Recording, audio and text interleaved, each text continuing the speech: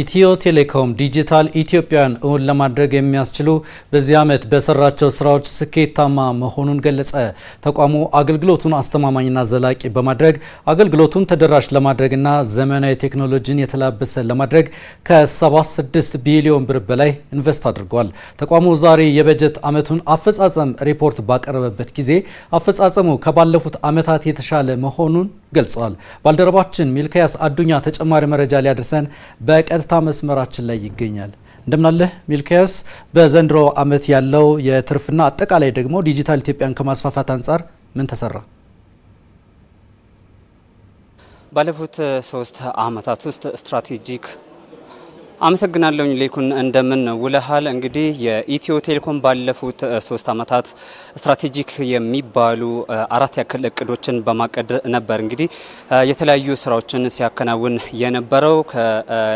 እነዚህም 4 እቅዶች እንግዲህ በተለይም ትልቅ የስራ እድልን መፍጠር፣ ገቢን ማሳደግ፣ እንዲሁም ደግሞ ትራንስፎርሜሽን ተግባራዊ ማድረግ፣ በአጠቃላይ ደግሞ በአራተኛ ላይ ምንድነው በዚህ ስትራቴጂክ አካሄድ ውስጥ ወይም በዚህ ስትራቴጂክ እቅድ የተገኙ እድገቶችን ወይም የተገኘውን እድገት ዘላቂና አስተማማኝ ማድረግ በሚለው ላይ ሰፊ ትኩረትን ሰጥቶ ሲሰራ እንደነበረ ነው። እንግዲህ በዛሬው ዕለት በተለይም የ2018 የስራ አፈጻጸምን ሪፖርትን ባቀረበበት ጊዜ ላይ ያመለከተው ማለት ነው። እንግዲህ ከባለፉት 3 ዓመታት ውስጥ ትልቅ ትኩረት ተሰጥቶ ሲሰራባቸው ከነበሩት ውስጥ ደግሞ የበጀት ዓመቱ ማለትም በ2018 የተገኘው ስኬት እጅግ በጣም ትልቅ ስለመሆኑ ነው በተለይም የተቋሙ ዋና ስራ አስፈጻሚ በዚህ ሪፖርት ላይ ያነሱት ማለት ነው። እንግዲህ በተለይም በበጀት ዓመቱ የዲጂታል ኢትዮጵያን እውን ለማድረግ እንግዲህ ትልቁ መሰረት የሆነው ኢትዮ ቴሌኮም ነው። በተለይም በአሁኑ ጊዜ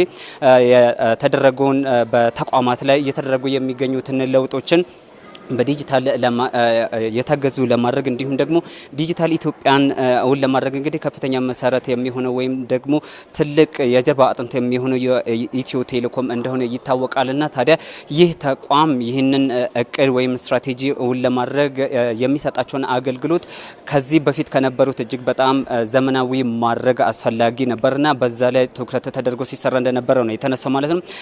ከዚህም በተጨማሪ ደግሞ የሚሰጠውን አገልግሎት ዘመናዊ እና ጊዜውን የሚመጥን ከማድረግም ባሻገር ደግሞ ተደራሽ ማድረግም ደግሞ ሌላኛ ትኩረት የተሰጠው ነው የነበረው። እንዲሁ ደግሞ እንደሚታወቀው እንግዲህ በአብዛኛውን ጊዜ በርካታ ዜጎቻችን ወይም ደግሞ ኢትዮጵያውያን በገጠራማ አካባቢ ላይ ይኖሩ እንደሆነ ይታወቃል። ይህንን ተከትሎ ታዲያ እዚህ አካባቢ ላይ የሚኖሩ ማህበረሰብ ከዚህ ቀደም በተለይም ከሞባይል አገልግሎት ጋር በተያያዘ እንዲሁም ደግሞ በአጠቃላይ ተቋሙ የሚሰጠውን አገልግሎት ተጠቃሚ በመሆን ረገድ ከፍተኛ ክፍተት ይታይ ነበርና ይህንን ችግር ለመቅረፍ ታዲያ ሰፊ ትኩረት ተሰጥቶት ነው የነበረው ማለት ነው። በአጠቃላይ እንግዲህ በእነዚህ አካባቢዎች በተለይም የገጠሪቷን የሀገሪቷን አካባቢ ትኩረት ባደረገ መልኩ በተሰሩ ስራዎች በዚህ ዓመት ብቻ እንኳን ከ600 በላይ የሚሆኑ የሞባይል ጣቢያዎች ተገንብተው አብዛኛው ማህበረሰብ የሞባይል ተጠቃሚ እንዲሆን ተደርጓል ማለት ነው። ከዚህ ጋር በተያያዘ ታዲያ በዚህ ዓመት ብቻ በርካታ የሀገሪቷ ዜጎች ወይም ደግሞ በርካታ ዜጎች የሞባይል ተጠቃሚ እንዲሆኑ ተደርጓል። በአጠቃላይ ታዲያ ወደ ከ115 ሚሊዮን በላይ የሚሆኑ ዜጎች በአጠቃላይ በዚህ ዓመት ወደ የተቋሙ አገልግሎት ተጠቃሚ እንዲሆኑ ተደርጓል ማለት ነው። በተለይም በአሁኑ ጊዜ እንግዲህ አብዛኛው አገልግሎቶች በሞባይል እንዲጠቀሙ እየተደረገ እንደሆነ ይታወቃል። በተለይም ከፋይናንስ ጋር በተያያዘ ኢኮመርስ የሚባለው ወይም ደግሞ ኤሌክትሮኒክስ ግብይትን በተመለከተ የፋይናንስ እንቅስቃሴዎችን ስንመለከት እንግዲህ ከነዚህ ውስጥ አንዱም የቴሌብር የምንለው ነው። እንዲሁም ደግሞ የፋይናንስ ተቋማትም ይህንን ነው የሚጠቀሙትና ይህንን አብዛኛው ዜጎች ይህንን ተጠቃሚ እንዲሆኑ በማድረግ በኩል ከፍተኛ የሆነ ስራ ሲሰራ ነው የነበረው። እንዲሁም ደግሞ ይህንን አገልግሎት ደግሞ ሊሸከሙ የሚችሉ መሰረተ ልማቶችን ደግሞ መዘርጋት አስፈላጊ እንደሆነ ይታወቃል። በተለይም ከዚህ ቀደም ከዚህ ጋር በተያያዘ የኮፐር ፋይበሮችን ነበረ ዘርግቶ አገልግሎትን ሲሰጥ የነበረው። ነገር ግን አሁን ዓለም የደረሰችበትን ዲጂታል ቴክኖሎጂን ተጠቃሚ ለማድረግ ይሄ በቂ አይደለምና ሜትሮ ፋይበርና እንዲሁም ደግሞ ሌሎችን መሰረተ ልማቶችን በመዘርጋት በኩል ከፍተኛ የሆነ ስራ ሲሰራ እንደነበረ የተነሳ ማለት ነው። ከኮፐር እስከ ሜትሮ ባለው ያለውን ደረጃ ማሳደግ ማለት ነው። ይህንን በማድረግ በኩል እንግዲህ ከፍተኛ የሆነ ስራ ሲሰራ የነበረው ከዚህ ቀደም በተለይም ዓለም አቀፍ እውቅና ያላቸውን ማህበራዊ ሚዲያዎች እንዲሁም ደግሞ ከፍተኛ የሆነ መረጃ የሚለዋወጥባቸው ድረገጾች በኢትዮጵያ ውስጥ ፍጥነት ባለው ሁኔታ አገልግሎትን አይሰጡም ነበርና ይህ እንዲሁም በማድረግ በኩል እነዚህ በተለይ ሜትሮ ፋይበሮችን እስከ ሜትሮ ፋይበር ያሉትን መሰረተ ልማቶችን በመዘርጋት ከፍተኛ የሆነ ስራ ሲሰራ እንደነበረ ነው። እንግዲህ በተለይም የተቋሙ ዋና ስራ አስፈጻሚ በሪፖርታቸው ላይ ሲያነሱ የነበሩት ማለት ነው። በአጠቃላይ ታዲያ ይህንን መሰረተ ልማት ተደራሽ ለማድረግ ከ76 ቢሊዮን ብር በላይ ኢንቨስት መደረጉ ነው የተጠቀሰው ማለት ነው።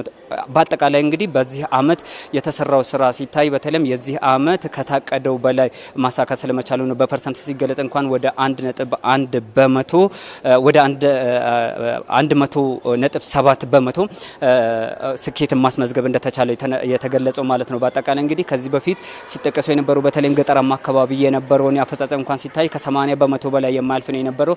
በዚህ አመት ግን ከ90.1 በመቶ በላይ ስኬትን ማስመዝገብ ስለመቻሉ የተነሳ ይህ እንግዲህ በዋናነት የሚጠቅመው ዲጂታል ኢትዮጵያን እውን ለማድረግ እንደሆነ ነው በዚህ መድረክ ላይ የተነሳ ማለት ነው። ይህ የ2018 እና በቀጣይ ደግሞ የሚሰሩ ስራዎች እየተገለጹ ነው የሚገኙት። በግማሽ ቀን የነበረውን ውሏችን ደግሞ በአጭሩ ይሄንን ይመስል ነበር። ላይኩን